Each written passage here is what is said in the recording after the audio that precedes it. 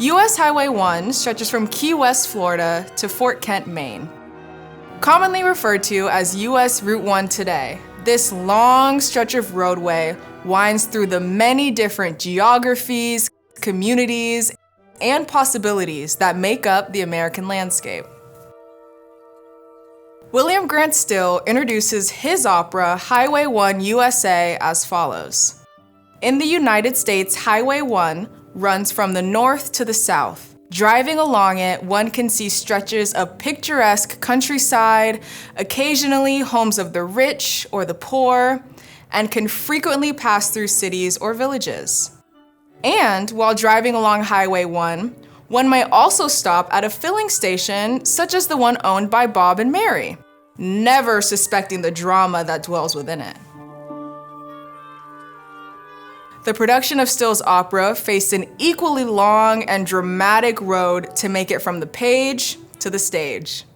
Originally conceived as a Southern interlude in 1942, Still was perhaps attempting to circumvent the difficulties of an elaborate production by writing an opera with one location and a stripped-down orchestra.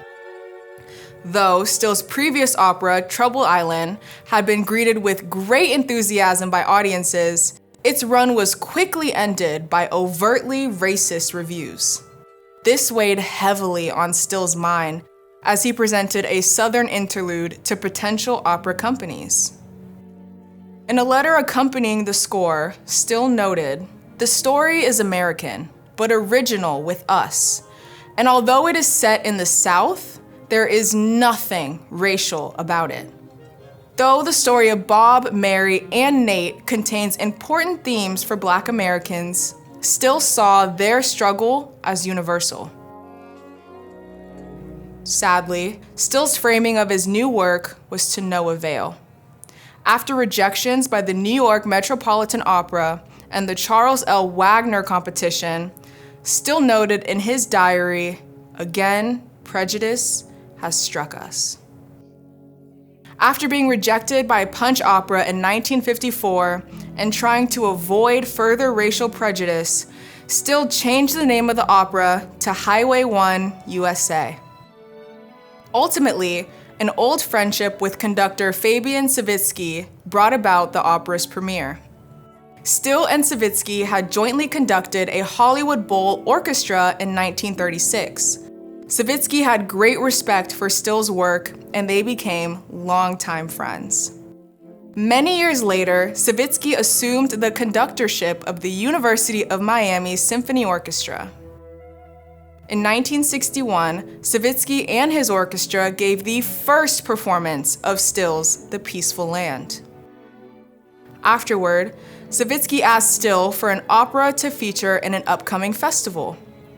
Still sent Savitsky a copy of Highway 1 and wrote to his friend, "Ever since returning from Miami, I have been thinking of our discussion concerning your wish for an opera to introduce on your forthcoming festival programs.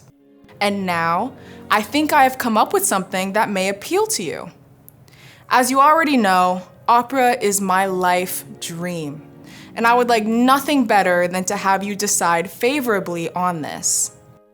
After Savitsky gave the green light, Still set about fine-tuning the opera and reworking the orchestration to match the instrumentalists Savitsky had available.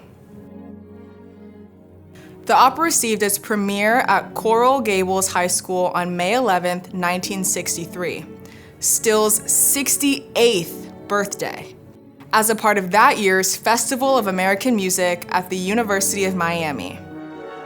A reviewer from the Miami Herald wrote, "Highly original, it is lively, free in spirit, and with a touch of nobility about it."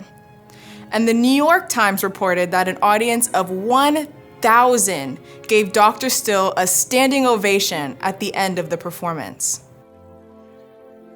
Today, Highway 1 USA stands as a great example of Still's creativity and perseverance. The opera story shines a light on one family's struggle, relatable to all of the people, cultures, and places that Highway 1 connects.